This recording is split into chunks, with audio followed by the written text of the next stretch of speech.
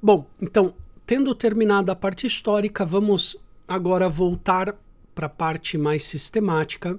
Esse tema que é fundamental para entender o agir em sociedade, que é a finalidade, vamos tentar entender agora, a finalidade do direito. Ou seja, o ser humano, nós tínhamos visto, é um ser social, um ser feito para relação, né, com outras pessoas, e ao relacionar-se, ele também produz um ordenamento social, político, portanto jurídico, né?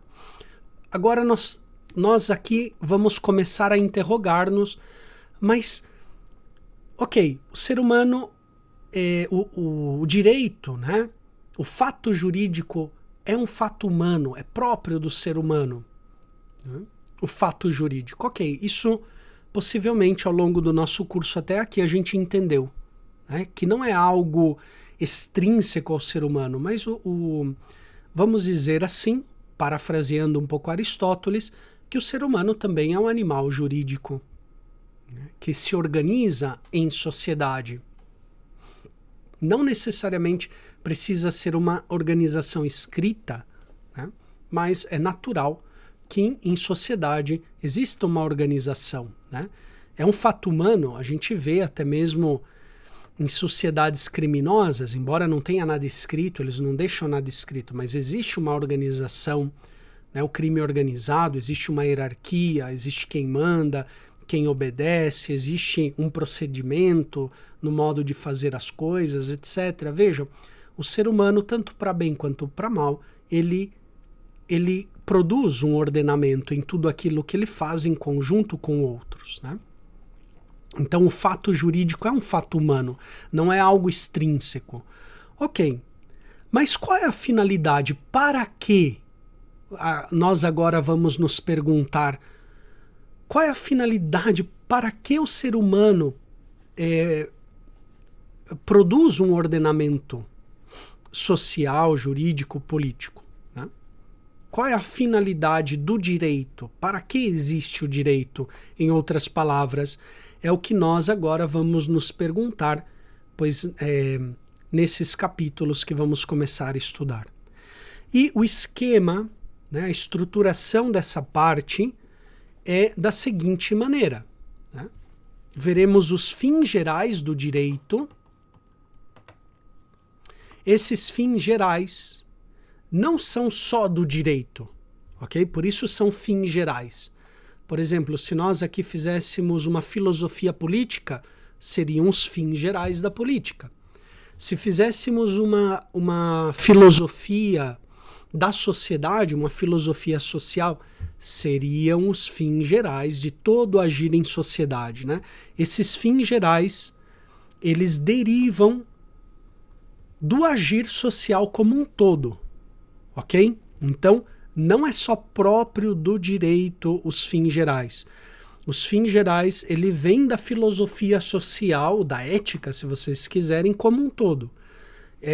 O direito vai participar desses fins gerais, né? Mas o direito também vai ter alguns fins específicos que só ele faz. Por exemplo, a filosofia política não se ocupa desses fins específicos. A filosofia do trabalho não se ocupa desses fins. A filosofia do matrimônio, né, uma filosofia matrimonial, por exemplo, da família, não se ocupa desses fins específicos. Só o direito se ocupa, é próprio do direito, sobretudo esse primeiro fim aqui. Ou seja, o direito existe para estabelecer a justiça, ou seja, uma ordem justa, uma ordem segundo justiça. Já adianto aqui para vocês, né? O direito existe para isso, para estabelecer na sociedade a justiça. O ser humano, quando ele se relaciona, e ele é um animal relacional, vamos dizer assim, né, social, essa relação deve ser justa, porque senão entra naquele estado de conflito, tanto falado por filósofos modernos como Hobbes, né, como Maquiavel, etc. Né? Se não há justiça, as relações sociais elas desmoronam. Então, é o direito que vai estabelecer a justiça. Né? Vai estabelecer uma ordem justa naquelas relações sociais. Agora, o direito também tem as suas bases em dois grandes fins gerais, que é típico de qualquer agir humano em sociedade. É típico do agir esportivo, do agir empresarial, do agir político, do agir ecológico, do agir familiar, né? Que é a dignidade da pessoa humana e a construção do bem comum. Ok? Então, o ser humano, quando ele age socialmente, para que uma ação social em geral seja boa, deve velar, deve respeitar a dignidade da pessoa humana e respeitar o bem comum. Depois a gente vai tentar entender o que é o bem comum, né? Porque, infelizmente, se pensa muito que o bem comum é o bem-estar, né? O político tem que buscar o bem-estar, né, da sociedade. Não é só o bem-estar, o bem comum é algo muito mais amplo, muito mais profundo do que um bem-estar. Né? Então, o direito ele vai partilhar também desses fins gerais e depois ele vai ter o seu fim específico, que é a justiça, ou, em outras palavras, a ordem segundo a justiça. Mas também o direito ele presta um serviço ao indivíduo, através da tutela da liberdade e da igualdade dos indivíduos. E também o direito presta um serviço à sociedade, porque traz a concórdia social, a fraternidade, se vocês quiserem, a paz social. Ou seja, o direito nos leva a evitar a guerra, o estado conflitivo, né, do ser humano em sociedade. Né? Então, por exemplo, quando se fala na doutrina social da fraternidade, né, embora se use essas palavras que vêm lá do iluminismo, da Revolução Francesa, mas liberdade, igualdade, fraternidade são conceitos que o iluminismo ele tira do cristianismo. Né?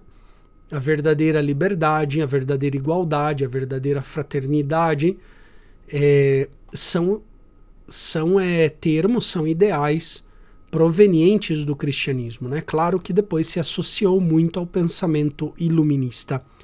Então a doutrina social da igreja, como a filosofia moral, aqui no caso a filosofia do direito, vai se ocupar da liberdade, da igualdade e da paz, né? Da concórdia social.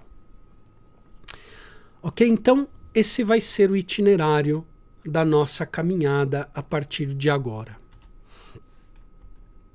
Então, vamos entrar no primeiro fim geral, importantíssimo para entender para que existe, qual é a finalidade do direito. Então, como eu lhes disse para vocês, primeira coisa que devemos entender, que é fundamento de qualquer agir em sociedade, familiar, empresarial, trabalhista, ecológico, esportivo, né? Todo agir em sociedade deve estar fundamentado na dignidade da pessoa humana. A pessoa humana é sujeito do direito, ou seja, o direito existe para o ser humano, para a pessoa humana, para o homem e para a mulher. É em vista do bem da pessoa. Olha só, a pessoa humana, ela tem uma natureza, vamos dizer assim, incompleta.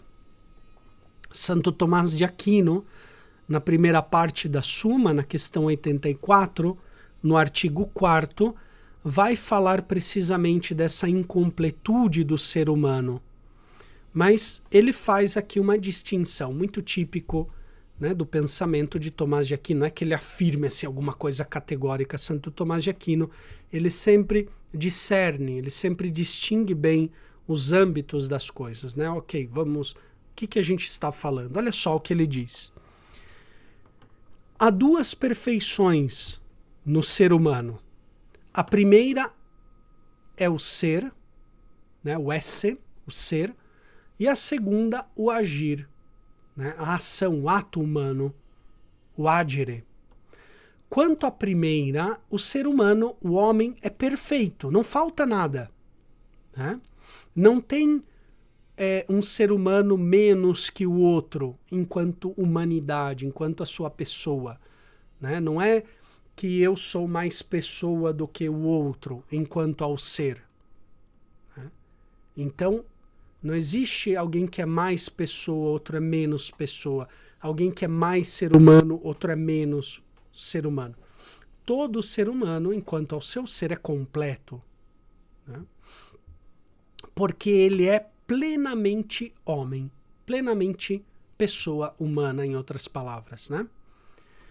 Mas quanto à segunda, ao agir humano, a pessoa é imperfeita, é incompleta, não tanto por sua matéria, mas por sua alma, que é a menor de todas as inteligências, né? A alma humana, a inteligência humana, é a menor de todas as inteligências, de todos os seres inteligentes, né? Se a gente comparasse aqui com um anjo, o menor anjo na hierarquia angélica, ele é imensamente mais inteligente do que toda a humanidade junta, né? Você junta a inteligência de todos os seres humanos. O anjo, vamos dizer assim, com perdão da palavra, né? Mais limitado na sua inteligência, o anjo que tem a menor inteligência, né? Porque os anjos são inteligências, né? O anjo com menor inteligência, ele é mais potente, ele é mais inteligente do que a multidão inteira de todos os sábios que existiram na humanidade, né? Ou seja, a nossa mente é a menor das inteligências. Portanto, nós precisamos, para crescer em inteligência, em conhecimento, em saber, nós precisamos preencher essa indigência natural, né? E vejam só, esta incompletude abrange a nossa corporeidade, ou seja, nós somos indigentes enquanto a subsistência, a nossa proteção. Então, por exemplo, uma criança, quando nasce, um bebezinho, para ele subsistir, ele precisa que alguém o acolha, né? Ele precisa de alimentação, precisa de proteção, né? Por isso a família é o lugar próprio para essa subsistência, o lugar mais digno para uma criança. Não é que uma criança não possa subsistir, vamos dizer, em outras circunstâncias, né? Então, uma criança, sei lá, criado pelo Estado, criado, né? Pois, digamos assim, uma instituição que acolhe crianças órfãos, por exemplo. Claro que pode ali subsistir porque tem uma instituição. Mas, digamos, é mais própria da dignidade daquela criança crescer em um lar, né? Ser acolhido por um lar. Mas veja, é o lugar mais digno. Notem que a dignidade da pessoa vai ser critério de discernimento. Claro que existem circunstâncias onde não tem esse lar, pois outras instituições vêm em auxílio daquela falta para tentar suprir um pouco, substituir aquela necessidade, né? Mas digamos, sempre a dignidade da pessoa é critério de ação. Então a criança precisa, né, o ser humano precisa de subsistência e proteção. E o lar, a família, é o lugar mais próprio, mais digno para esse primeiro acolhimento. Mas também o ser humano, ele é incompleto no seu conhecimento. Ninguém nasce sabendo tudo, né? Ou melhor dito, nós nascemos sem saber nada. Através da experiência, a gente vai adquirindo conhecimento. Vamos aprendendo, vamos estudando, vão dizendo as coisas para nós. A gente vai preenchendo esse vazio do nosso conhecimento através do contato com outros, com leituras, né? Quem lê algo está entrando em contato, está dialogando com o pensamento de outra pessoa. A mesma linguagem, a gente desenvolve através do contato com as outras pessoas, né? Tem casos de chamadas assim de crianças lobo, né? Tem aquela obra de Kipling, né, que fala do menino lobo, né? Mowgli, o menino lobo.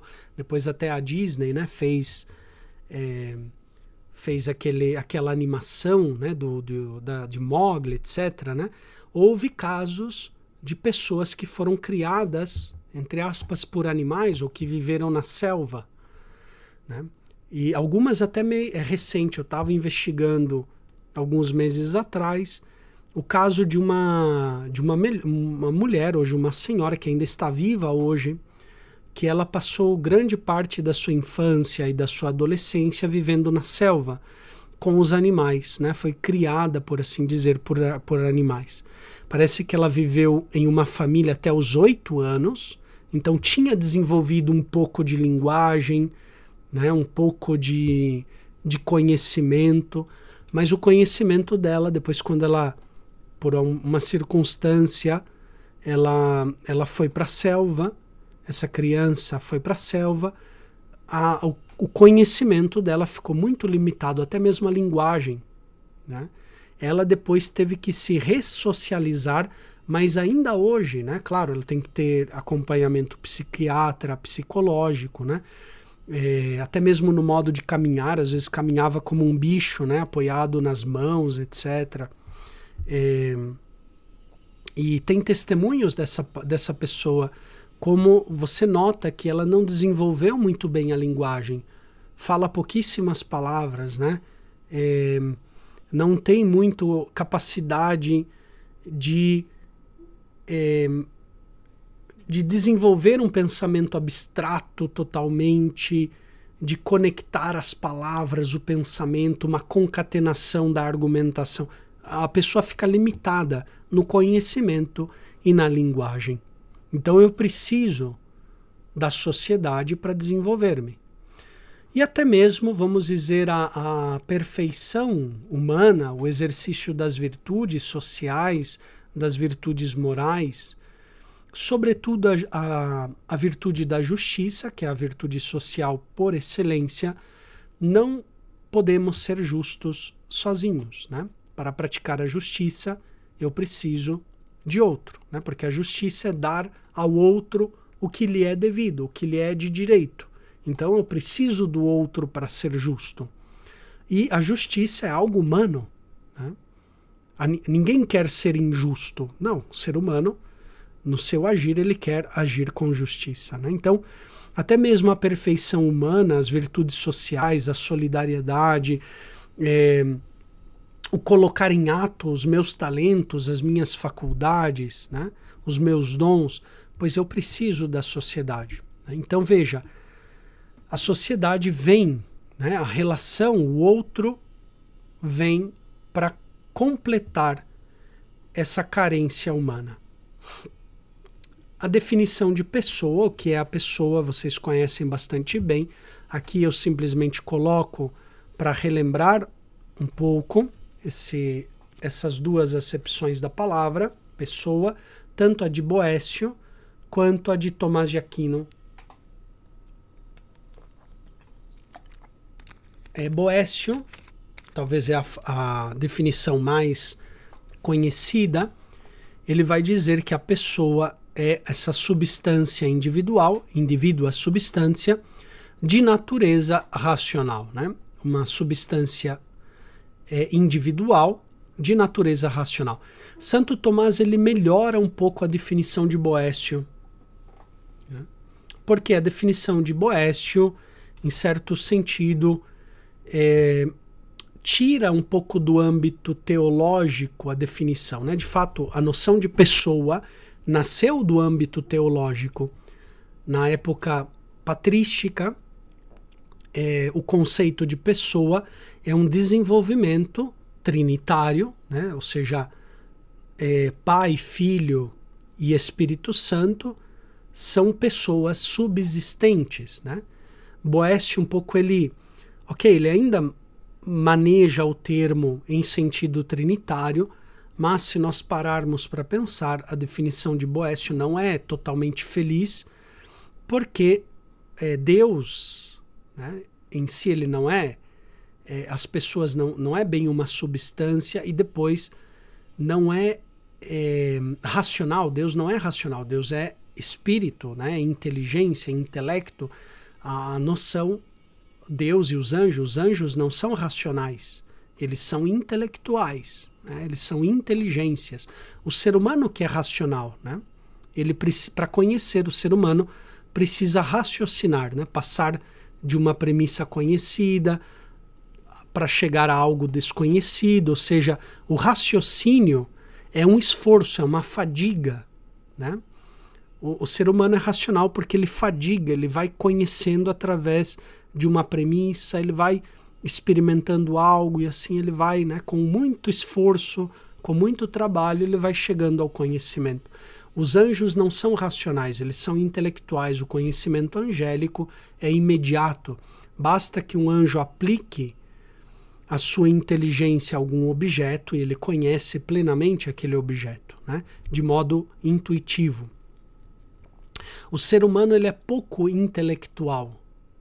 Nós, assim, pelo intelecto, né? Por isso Santo Tomás dizia que a inteligência humana é a menor de todas as inteligências.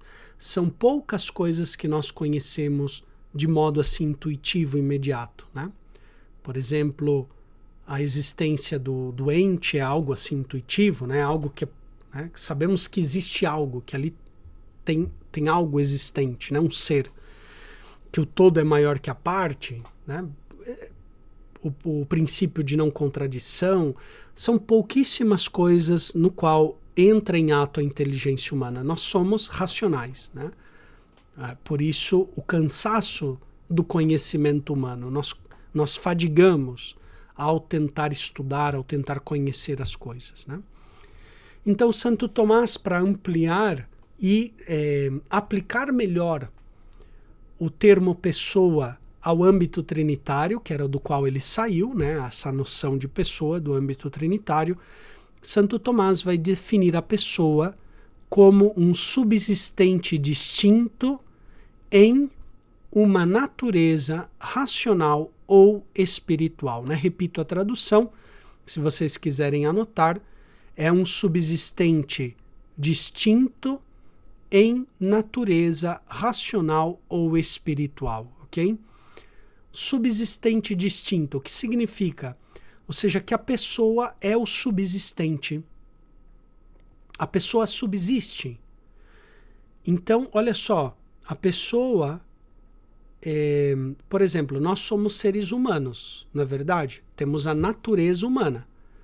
Mas quando eu morro, já não temos ali um ser humano, temos um cadáver. Muda a natureza, tá vendo? Com a morte, com a separação da alma e do corpo, nós ali já não temos um ser humano, temos um cadáver, né? Ou seja, que antes era um ser humano. Por isso, todo o respeito, né, aos defuntos, todo o cuidado que se deve dar aos defuntos, porque ali, naquele cadáver, habitou uma alma racional, né, uma alma espiritual. Tudo bem, mas quando nós morremos já não somos seres humanos, somos um cadáver, né? Ali já não tem mais um ser humano. Mas a pessoa subsiste, embora nós morramos, né? Ou seja, eu, por exemplo, enquanto aquilo que eu sou, né? Bruno, ou seja, a minha, vamos chamar assim, a minha bruneidade ou brunalidade, não sei como definir, né? Ou seja, não vai persistir aquilo que eu sou, com a minha experiência, né, com toda essa bagagem humana, espiritual, histórica, aquilo lá não vai desaparecer, né? Eu vou levar comigo para sempre aquilo que eu sou, porque a pessoa é o subsistente, o que Boécio chamava de substância, né? De fato, a substância é aquilo que permanece, é um ser que tem, ou seja, é aquilo que tem o ser em si, não em outro. Portanto, é o subsistente, né? A substância. Em outras palavras, Santo Tomás está explicando melhor o que Boécio entende por substância, né? Agora, a pessoa é o subsistente distintum, né? Distinto, traduzimos em português.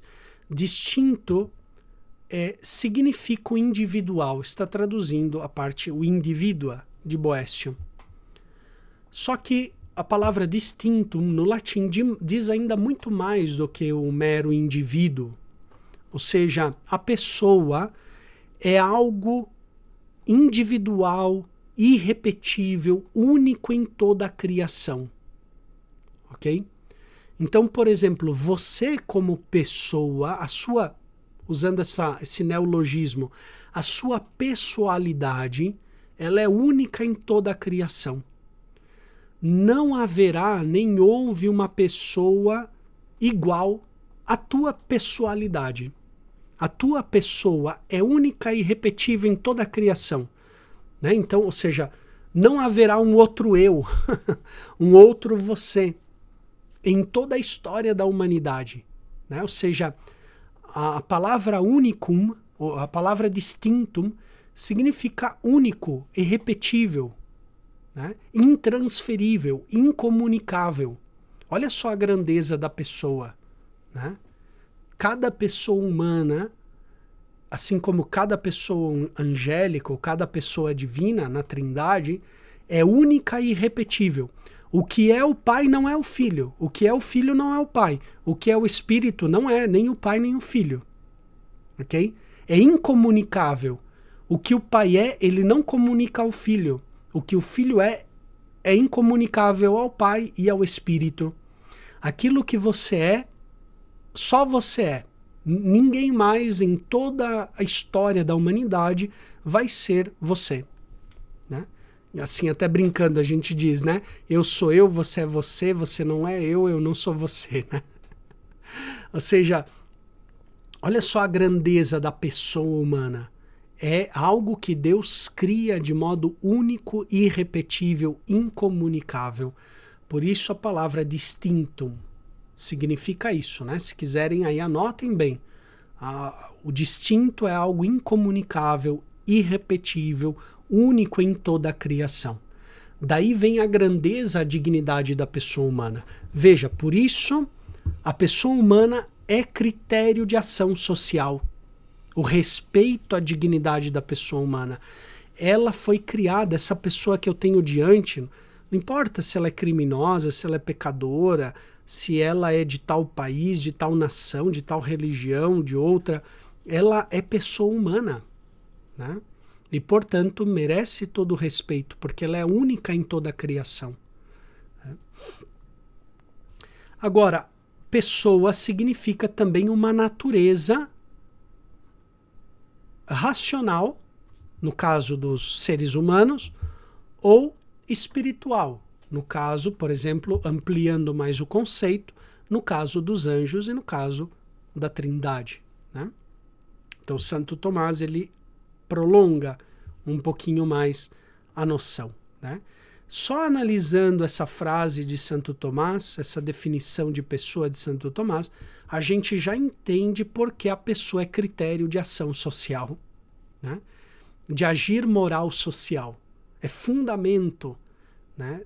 Quando eu, por exemplo, vamos dizer que eu sou um trabalhador. No meu trabalho, devo sempre ter em vista a dignidade da pessoa humana. Eu sou um patrão, sou um empregador. Devo ter presente o respeito à pessoa humana. Eu sou policial, eu sou professor, eu sou aluno, eu sou o que for. Né? Qualquer tipo de ação social deve sempre ter presente a dignidade da pessoa humana. Quando uma ação viola a dignidade da pessoa humana, é uma ação imoral. Né? Então, essas duas definições vão enfatizar que, enquanto a noção de natureza se refere, né, natura, se refere, se atribui a diversos seres de um mesmo gênero. Então, por exemplo, quando eu digo, por exemplo, que eu tenho a natureza humana, você também tem a natureza humana. Nesse sentido, somos iguais, temos a mesma natureza. Eu sou ser humano, você também. Né? Não temos nenhuma diferença. de natureza humana. Agora, a noção de pessoa indica algo único e incomunicável, né? Que indica o termo individua ou distinctum em Santo Tomás. A pessoa é algo singular no gênero das substâncias e é singular, único, né? Irrepetível no gênero dos seres intelectuais. Okay? Então, essa definição é importantíssima entender, né? Para qualquer tipo de agir social. E o agir jurídico não é diferente a isso, né? Então, o jurista, o canonista, um juiz, um promotor, um oficial de justiça, um tabelião, um magistrado, deve sempre ter presente no seu agir a dignidade da pessoa humana. Né? Santo Tomás fala que a pessoa humana tem o primado. Olha só o que ele diz. Persona significat id codes perfectissimum in tota natura, scilicet subsistem in rationale natura. É aquilo que falávamos. Ou seja, a pessoa significa aquilo que é perfeitíssimo. Olha só o que diz Santo Tomás. Pessoa significa aquilo que é o mais perfeito, né? O perfeitíssimo. Quando a gente fala de perfeito, já não tem superlativo, né? Mas Santo Tomás quis colocar um superlativo numa palavra que já é superlativa, né? Para deixar claro, ou seja, a pessoa é aquilo que tem de mais perfeito em toda a natureza, a saber, scilicet, algo subsistente numa natureza racional. Suma de Teologia, na primeira parte, na questão 29, no artigo 3º, onde Santo Tomás está falando das pessoas divinas, né? E está ali explicando o que é a pessoa. Em outras palavras, a dignidade da pessoa vem da sua alma espiritual, da sua razão. Né? Santo Tomás ele vai dizer, a pessoa significa certa natureza com certo modo de existir, né? De existência.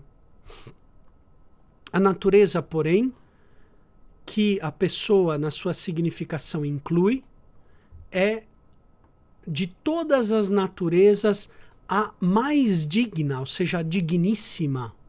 Olha só o que diz Santo Tomás. Né? O conceito de pessoa implica algo digníssimo, muito digno, né? A dignidade da pessoa. A saber, uma natureza intelectual segundo o seu gênero. Do mesmo modo, também o modo de existir, né, da pessoa, né, que importa, que implica a pessoa, é digníssimo. Porque é algo que é existente por si mesmo, né? Aquilo que eu tinha falado, que implica algo subsistente, que existe por si, não existe por outro. Ou seja, que é fim em si mesmo. E a pessoa implica sociabilidade. Né? De fato, o conceito pessoa, nas suas origens, lembrando, né, nas origens trinitárias, o que é a pessoa? É relação. Né? O que é o pai? Pai significa que está relacionado com o filho, que significa Espírito Santo, que está relacionado com o pai e o filho, que é o espírito do pai e do filho. Né? As pessoas nada mais são do que relações. Claro que na Trindade, essas relações são relações subsistentes. Ok? No nosso caso, né, não é, digamos assim, as relações trinitárias formam pessoas subsistentes. A pessoa do pai, do filho, não são meros nomes, né? Na Trindade, são relações subsistentes. Não é diferente no caso da pessoa humana. A pessoa humana implica relação. Então, olha só, cai por terra já aquelas teorias que vão afirmar que o ser humano não é social por natureza. Hobbes, Maquiavel, etc. Né? Cai por terra. Porque o próprio conceito de pessoa implica relação. Olha só como Tomás de Aquino ele explica, né? O homem é parte do todo social, mas para o homem individual, o seu bem humano, acabado, identifica-se formalmente com o bem comum. A inteligência e a vontade, que é próprio, né, do ser humano, da pessoa humana, implica a relação. Né? Ou seja, aquilo que o ser humano tem mais de próprio, que é a inteligência, o que é o conhecimento? É uma relação com algo que é conhecido. Né? Ou seja, se definia, né, a verdade, essa relação da mente e da coisa conhecida, uma relação, né? É um conhecer, ou seja, o próprio conhecimento humano já implica relação com algum objeto. Né? E a mesma coisa a vontade, o querer humano, é uma conveniência com o ente enquanto algo bom, algo desejado. Né? O ser humano não quer algo vamos dizer assim, que é mal. Né? Já dizia Aristóteles, o ser humano sempre quer o bem. Claro que esse bem pode ser um bem falso, né? Mas o bem falso, que é o mal objetivo, ele sempre é feito, ele é buscado sob uma aparência de bem. Então, por exemplo, o ladrão, né? Roubar é mal? Sim, é mal objetivamente. Mas para o ladrão, o roubar se reveste de uma aparência de bem, ou seja, um bem falso, né? Porque para ele o roubar, pois ele vai ter aquele objeto, né? Então, para ele se reveste de bem, mas não é um bem objetivo, é um bem falso. Né?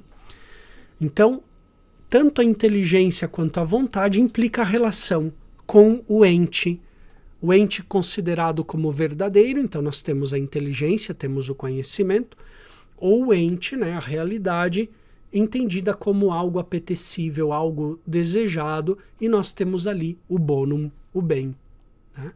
Então veja, já na própria definição de pessoa implica a sociabilidade, relação com a verdade e com o amor, com o bem. Portanto, implica a natureza racional da pessoa, indica a sua relacionabilidade, pois de fato o termo pessoa surgiu no âmbito trinitário teológico para exprimir as relações subsistentes das três divinas pessoas trinitárias. Né? Então, o ser humano, de tudo isso que eu digo, a gente já deduz, né? Talvez não é necessário eu continuar falando mais, mas a gente já entende a dignidade da pessoa e a centralidade da pessoa humana, porque o ser humano foi criado à imagem e semelhança de Deus, né? Colocado no centro da criação por Deus, né? Criatura colocada como rei da criação. Mas rei da criação não porque estamos falando de um antropocentrismo, estamos dizendo que o ser humano é rei, centro da criação, porque ele é criatura, a imagem e semelhança do seu Criador. Deus é o rei da criação, né? Mas Deus quis colocar o homem no centro da criação para que cuidasse da criação, para que governasse todos os seres, buscando para tudo que existe o bem e a verdade. Né? Então aí a gente já vê a dignidade da pessoa humana. Por isso, agora eu passo rapidamente, só para concluir esse tema, teria muito ainda o que falar, né, da dignidade da pessoa, do que significa a pessoa humana.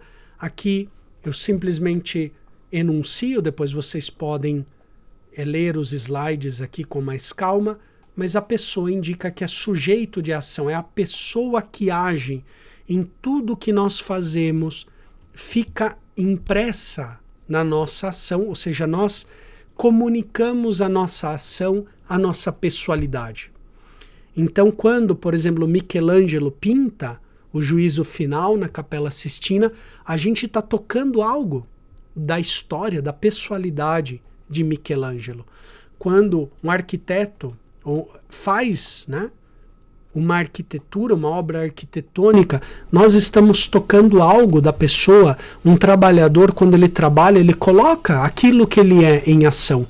Por isso, quando Deus cria o mundo, ele plasma na criação esses vestígios daquilo que ele é. Né? A gente pode intuir algo da beleza, da grandeza, do Criador através da criação. Né? Porque a pessoa é sujeito de ação.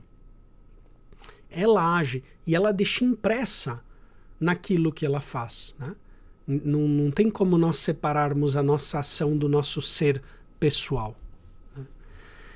A pessoa, portanto, também é racional. É racionalidade no caso dos seres humanos. Né? Pessoa também significa liberdade. Né? Livre. Pessoa também indica responsabilidade, ou seja, nós somos senhor da criação e, portanto, somos responsáveis pelas nossas ações, que é consequência da liberdade. A pessoa também significa que nós temos uma consciência moral, ou seja, pessoa significa, por causa da nossa inteligência, do nosso querer, indica que nós somos capazes de ações morais, temos uma consciência moral. Né? Pessoa também indica interioridade. Né? Os animais, eles vivem no exterior. Né? Eles vivem com a sensibilidade exterior.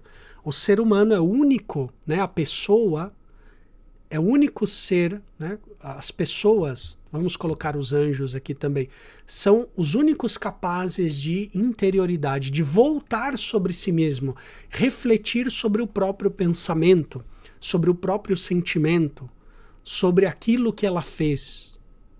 Né? Então, a pessoa tem interioridade, os animais não têm, os outros seres criados não têm interioridade.